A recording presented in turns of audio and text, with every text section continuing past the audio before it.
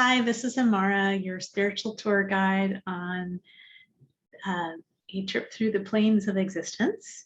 The planes of existence, the 7 planes of existence, is just one possible reality map explaining how the spiritual world works. There's many of them. This is the one that we're going over at the time. So today's talk is about the plane of spirit, which is also known as the Buddha body, the celestial plane, the divine plane. This is where spirit becomes differentiated into generic male and generic female principles, such as Yin and Yang, or Lord and Lady, or the Judeo-Christian God. And although there's only one Judeo-Christian God, it still falls on this plane because it encompasses both the divine male and the divine female, that concept. So in Jewish thought, God contains the Shekinah, or the divine feminine principle.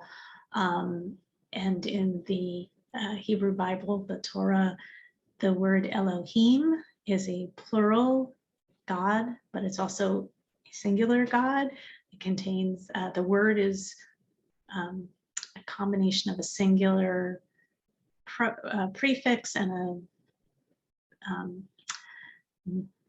a plural suffix, one of which is male and one of which is female. So it's sort of all contained in the same thing. And that's kind of how people would hear it if they knew Hebrew. And we're listening to that spoken. So what we're talking about is polarity. Or duality, but I like to think of it as polarity. And the way I think of it usually is an old Hanukkah menorah, the kind that has like U-shaped bars, and the candles sort of are in a U shape. So it looks like one of these U's, that there's opposite ends of the candle, that the far right and the far left candle are opposite to each other, but it's actually the same piece of metal holding them up. So that's kind of one way I think about polarity. Another is the old-fashioned way of tuning a radio station with a knob, where you would kind of hear some of the radio station of one station and the other as you were changing the station. That doesn't work so much now that radio is digital, but when we tune into one radio station, the others still exist, but we are only hearing one at a time. That's kind of the same way that polarity works on the divine plane. So this is a place where what is required to satisfy the need is conceived. So if we wanted to manifest or construct or build a chair like the one I'm sitting in, there would first be an idea that sitting is necessary, that gravity causes your butt to hit something, and it might be something that had chair-like qualities. So that's kind of the level of abstractness that happens on this plane of existence. So this is also a place where the lords of karma exist. So it's the idea that what we do here on the physical plane has kind of a, I mean, all of this is happening in the same physical location, but say it's a higher vibration or a lower vibration that's related to each other. So what has been already conceived of has physical manifestation on this plane, and vice versa, physical manifestations related to.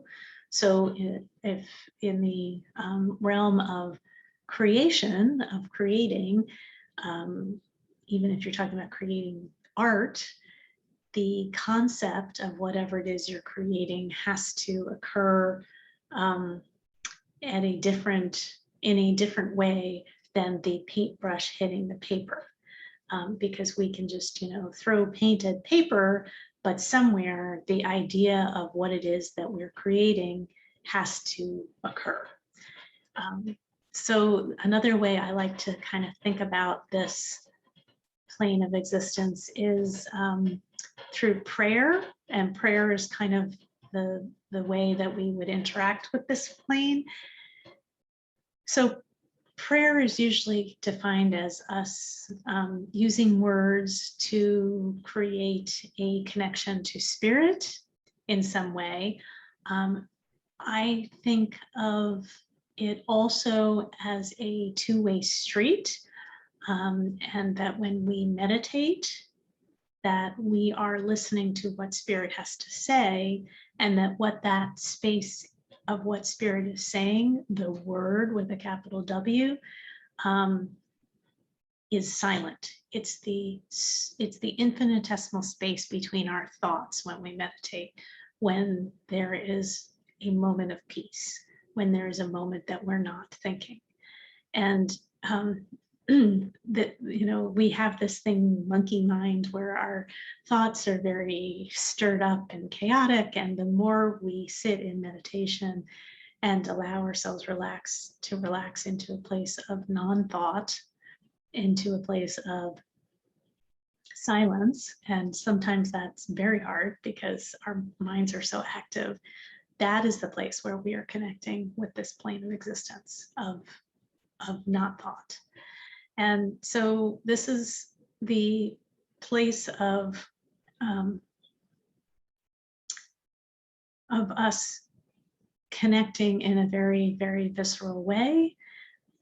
If we are looking at yin and yang, everything has a principle of yin and yang, of having a little bit of female in male and a little bit of male and female, or if you look at the yin yang symbol, a little bit of black and white and a little bit of white and black. And that is, everything can be thought of that way. So if we are thinking about how we're cooking, for instance, and this is based on the idea of macrobiotics, which is just a way of living. It's not, it can be thought of as a diet, but it's not really a diet, it's a way of living. Everything can be thought of how far it is from center, how yin or how yang. So something that is a vegetable or fruit that's round, that's earthy, say a potato or a melon or a squash, would be very close to center because it has both male and female qualities, and it's not, none of them are very far away from the center line. So the farther we get away from the center line, so like alcohol or is very yin and meat is very yang, the energy of it is much, and you know, this is a good way of looking because it's not like boy and girl, it's just a active, dynamic energy of things like eating meat, and a magnetic passive way of things like drinking alcohol.